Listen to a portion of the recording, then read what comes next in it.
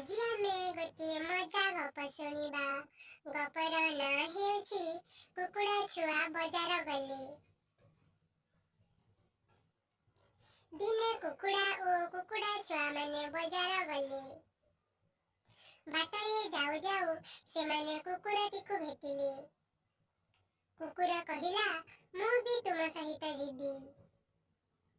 କୁକୁଡ଼ାମାନେ କହିଲେ, ଠିକ୍ ଅଛି, ଚାଲ ସାଙ୍ଗ ହୋଇ ଯିବା।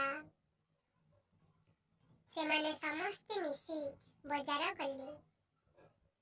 ସେମାନେ ବଜାରରୁ ଆମ୍ବ, କଦଳୀ ଓ ସୀତାଫଳ କିଣିଲେ।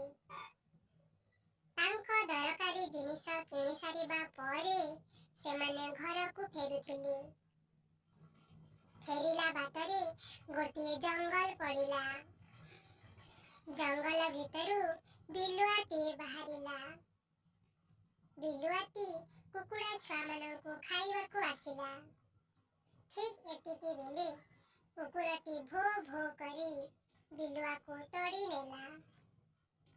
ବିଲୁଆ ଡରି ଯାଇ ଜଙ୍ଗଲ ଭିତରେ ଲୁଚିଗଲା।